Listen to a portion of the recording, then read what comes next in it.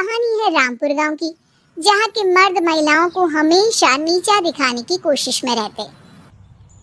अरे अभी तक खाना नहीं आया क्या? मुझे एक और शादी करने की जरूरत है। नहीं जी नहीं, ऐसा मत करना, वरना मैं कहाँ जाऊंगी। खाना लेकर मैं अभी आई जी। पंचायत में भी हमेशा औरतों के खिलाफ पंचायत रहती थी। मैं जो फैसला सुनाता हूँ वो भगवान की आज्ञा होती है। इस लड़के ने अपने मन से शादी करके अच्छा नहीं किया। लड़के को घर भेज दो और इसकी शादी इसकी जाति की किसी लड़के से करवा दो, लेकिन ये लड़के इसे तो गांव के बाहर निकाल दो। नहीं नहीं जमींदार साहब, ये क्या बोल रहे हैं? ऐसा नहीं हो सकता। मेरी बेटी मासूम है, इसे अच्छे बुरे की समझ नहीं है। अरे कहाँ जाएगी ये बेचारी? कहाँ जाएगी? इतनी चिंता है तो पूरे परिवार का गांव निकाला कर देते हैं। बेचारी पूरे बसे बसाए गांव को छोड़ना पड़ता है। चाहे जो हो, अगर बेटियों को कंट्रोल नहीं कर सकते तो गांव में रहने का कोई मतलब नहीं है। यहाँ औरतों को दब कर रहना होगा। कोई भी अपने हिसाब से कुछ नहीं कर सकता, सब ईश्वर की मर्जी से ही होगा। तभी गांव का एक आदमी दौड़ा दौड़ा आता है। सरपंच साहब, जमींदार साहब, वो कालिया है ना, उसकी बेटी पढ़ने के लिए शहर जा रही है। अच्छा, ये कब हो गया? और कालिया की हिम्मत कैसे हो गई ऐसा करने की? लेकर आओ उसे और उसकी बेटी को। बस फिर क्या था, हाजिर हो जाते हैं कालिया और उसकी बेटी सरपंच के सामने। अरे कालिया, ये क्या सुनने में आ रहा है? बेटी को इंजीनियर बना रहा है तू? और ये बता, गांव में तो स्कूल नहीं है, फिर कहां से इतनी क्लास पास कर गई तेरी बेटी? राधा, जो कि कालिया की बेटी है, उसे लगता है कि सरपंच उसकी तारीफ कर रहे हैं। सरपंच जी, मैंने ऑनलाइन पढ़ाई की है, डिस्टेंस लर्निंग से। सभी में मैंने अच्छे नंबर पाए हैं, जिसे देखते हुए शहर की इंजीनियरिंग कॉलेज में मुझे स्कॉलरशिप मिली है। वाह जी वाह, क्या होती है ये? पहले तो ये बताओ, फिर आगे की बात करते हैं। पूरा गांव राधा की बात सुन रहा था और राधा बोलती जा रही थी। तो ऐसे मैं फ्री में एक अच्छी शिक्षा लेकर गांव में जो कुछ परेशानियां हैं, जैसे बिजली, पानी और इंटरनेट जैसी समस्याओं के लिए काम करूंगी। मैं गांव को शहर से जोड़ने के लिए पुल का निर्माण करवाने का प्रस्ताव रखूंगी। मुझे पूरी उम्मीद है कि जल्द ही हमारा गांव भी तरक्की की राह पर चल पड़ेगा। राधा की बात सुनकर सभी गांव वाले ताली बजाने लगते हैं। तभी सरपंच को समझ में नहीं आता कि क्या करें। चुप रह नादान लड़की। गांव के खिलाफ जाने के लिए तुझे गांव से बेदखल कर दिया जाएगा, वो भी पूरे परिवार के साथ। और हाँ, अगर ठीक से गांव में रहना चाहती है तो ये पढ़ाई लिखाई छोड़ दे। हम तेरे लिए गांव का कोई होनहार लड़का देखेंगे। तभी गांव का एक आदमी बोल पड़ता है। अरे नहीं नहीं सरपंच जी, राधा बिटिया जो बता रही है, अगर वैसा हो जाए तो हम लोगों को पैसा कमाने के लिए बाहर नहीं जाना पड़ेगा। हाँ जी, और ना ही कोसों दूर पानी के लिए भटकना पड़ेगा। हमारे बच्चे भी अच्छी पढ़ाई कर सकेंगे और आगे बढ़ेंगे, ना कि हमारी तरह खेती करते बैठेंगे। क्यों गांव वालों, राधा बिटिया का साथ देना चाहिए ना। सरपंच देखता है कि गांव राधा के साथ है तो वो चुप हो जाता है। वो घर आकर अपने सलाहकार से बात करता है, जो बहुत ही चालाक किस्म का इंसान होता है। अरे सरपंच साहब, आपको बहुत ही होशियारी से काम लेना पड़ेगा। एक बार गांव तरक्की कर गया, यहाँ के बालक पढ़ लिए तो कोई ना पूछेगा आपको। और फिर ये जो बेटा और बेटी है ना आपके, इनको भी आम लोगों की तरह ही जीवन जीना होगा। हाँ, लेकिन करे तो क्या करे?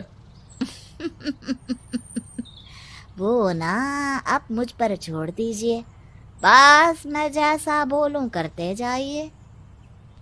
अगले रोज सुबह जब गांव वाले सोकर उठते हैं तो राधा के घर के बाहर और साथ ही वो लोग जिन्होंने राधा का सपोर्ट किया था, उनके घर के आगे लाल रंग से कल आऊंगी लिखा होता है। कल आऊंगी, ये क्या होता है? अरे यह तो खून से लिखा है, लगता है कोई भूत प्रेत या चुड़ैल का साया है।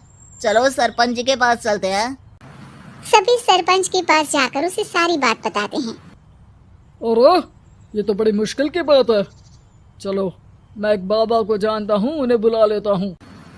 सरपंच बाबा को लेकर गांव के घर के बाहर जाता है। ओहो, तो ये वो चुड़ैल है जो उन लोगों को निशाना बनाते हैं जो गांव को बदलने का सपना देखते हैं। वो गांव को ऐसे ही संपन्न देखना चाहती है। वो नहीं चाहती कि कोई बाहरी यहाँ का कायाकल्प करे। क्या तुम लोगों में से किसी ने गांव को बदलने की सोच रखी है? तभी राधा की माँ रोते रोते आती है। मेरी राधा घर से गायब हो गई है। अरे कोई तो बचाओ, मेरी बच्ची कहाँ गई?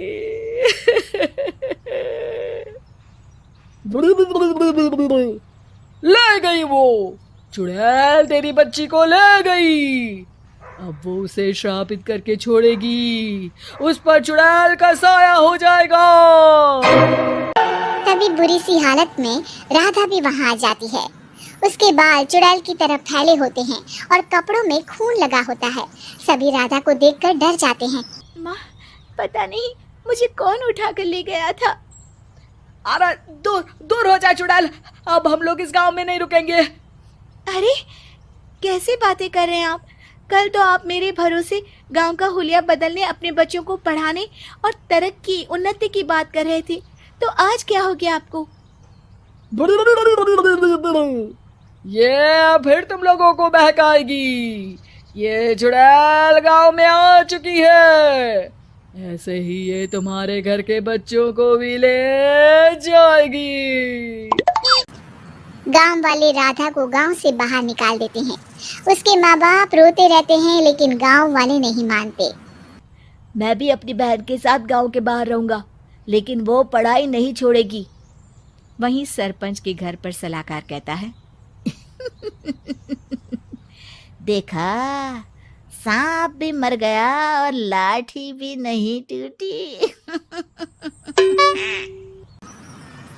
लेकिन अगले ही दिन सरपंच के घर के बाहर भी वही शब्द लिखे होते हैं। और फिर सरपंच की बीवी कहती है, हमारी बेटी को किसी ने अगवा कर लिया है।